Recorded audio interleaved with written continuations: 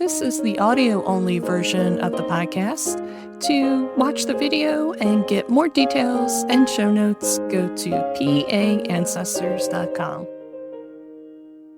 During the time Pennsylvania was a colony and a state, there were times that they tried to do vital records and it just didn't work out.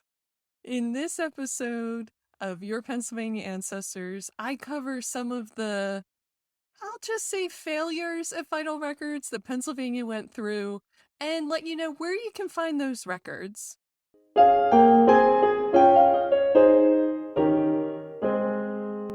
This is Denise Allen with Your Pennsylvania Ancestors, and I am an kind of all things Pennsylvania gal, nerd, genealogist, historian here in Pennsylvania. I just love the state and I love to share what I know about it as I've been discovering my Pennsylvania ancestors and I'm sharing it all with you here. And I really hope this helps you. Today, I'm talking about times that Pennsylvania tried to do vital record registrations and it just didn't work out.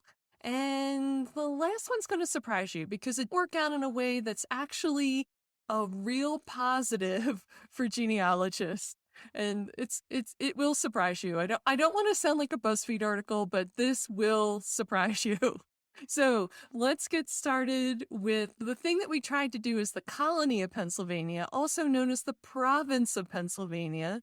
Very, very fancy term, way back in the 1680s, and that is under William Penn. There was a law passed in 1682 that people needed to register at their county courthouse their births, marriages, and deaths.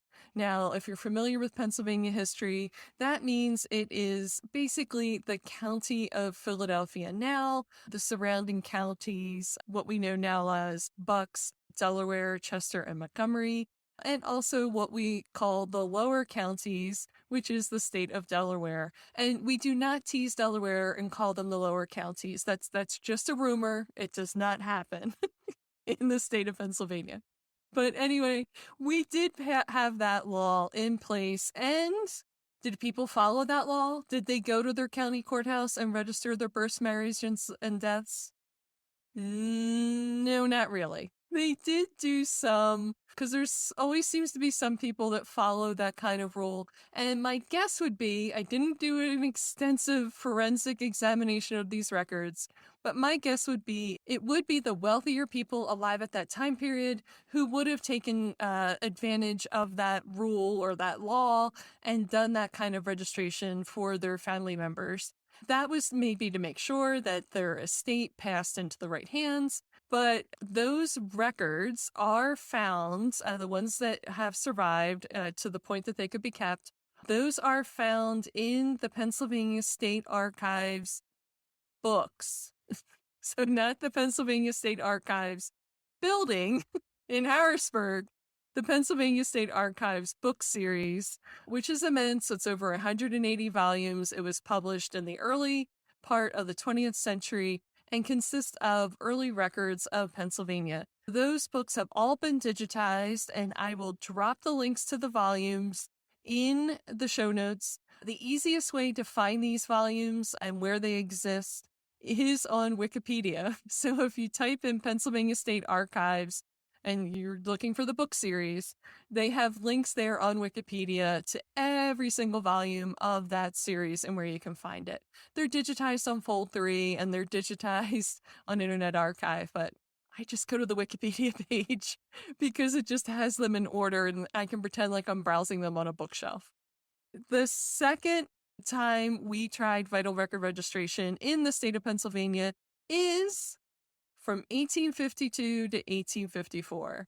Now, you might have noticed there's a huge gap there between 1682 and 1852, but that's the way things rolled here in Pennsylvania. In an upcoming episode, I will be talking about substitutes that you can use for vital records. These are other documents or other records that were created that could have someone's birth or death or marriage on it.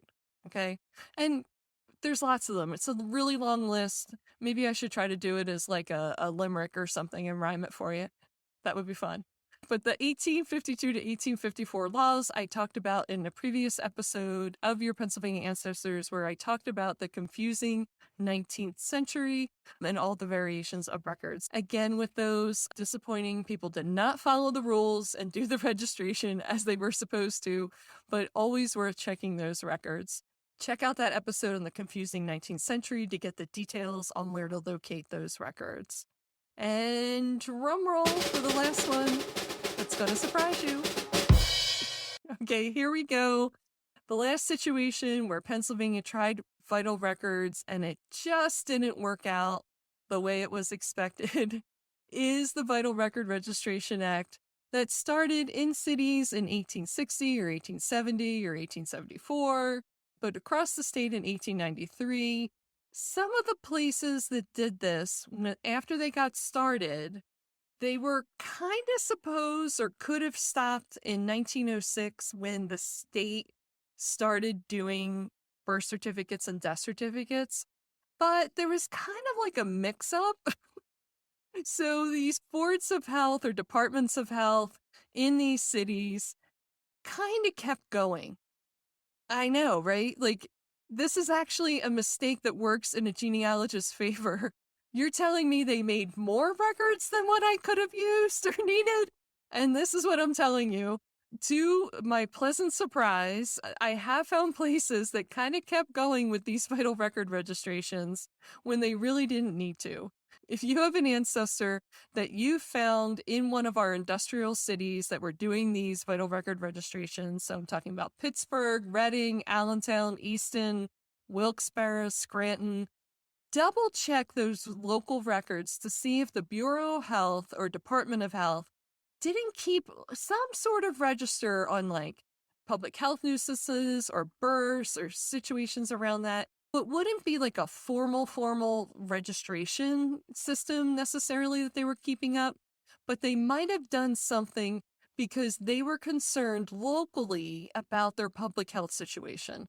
So do check for those. I found a few, but I'm always afraid that they're going to disappear and then I'll be forever on YouTube and find out 5 years later that somebody's upset that they can't find these records. But the one set of vital records registrations in a city that I've used quite a bit, and it's really interesting, is the ones for the city of Philadelphia. So these are digitized on Family Search, the city of Philadelphia's death registrations and birth registrations that they continued on to the year 1915. So from 1906 to 1915, they kept double the records. What it looks like to me is the city completed their registration record for the city, and then they made a copy on the state's form and sent it to the state. If you're a genealogist and you're researching in Philadelphia, you're going to want to look for these records for sure. So I pulled one for a friend of mine for a family member that had died in her family in 1911. And you could see clear as day that when you compared the two certificates, so there was a death certificate for the state of Pennsylvania and a death registration for the city of Philadelphia, you could see that the city of Philadelphia had multiple handwriting, multiple inks used. You could see the process where the doctor filled in his part for the cause of death. You could see the funeral home part and what they had completed, as well as the name. And then you could also see the registrar had signed and wrote in a different kind of ink. But then when you look at the state certificate, it's all in one hand. It's all the same, like one handwriting and one pen ink from top to bottom. So that one is clearly a copy of the original, and the original, if that's a word, the original is this Philadelphia death registration. Look for these because I know I do it. When I'm copying something from one to another, it's possible I changed the letter, I changed the number, I got something wrong. I did the cemetery from the last one that I did, not the current one. So check for both of these because you might find some discrepancies. I'm not saying that there are, but there could be that could solve a family mystery or provide a detail that you didn't know about your family. Now, as always, if you need help locating these registration records, or just kind of figuring some things out with your ancestors that are confusing, or maybe you just don't even know where to start, I have, as a part of my Inner Circle membership, a research question and answer time where you can come onto Zoom, ask your research question. I don't know how to find this record. I'm not sure where to go next. And I will answer it live on Zoom and get you set in the direction that you need to go in to answer your family history questions. And if you want to know when those research Q&As are, I have a newsletter. I send it out each week. I include a little bit of Pennsylvania history, a little bit about genealogy records, and the latest that's going on in the Inner Circle, including those research Q&As. So go ahead and sign up, and you can get those dates and then register for the Q&A, and it'll drop a reminder right there in your calendar and send you a reminder to your email right before it starts. Go to paancestors.com. You can go to the members section and you'll get all the information on what it takes to join the Inner Circle. The links are also in the show notes. And be sure to check out the links too for those Pennsylvania State Archives books, because you'll want to check those out if you have early Pennsylvania ancestors. And this is Denise Allen wishing you many discoveries on your Pennsylvania ancestors.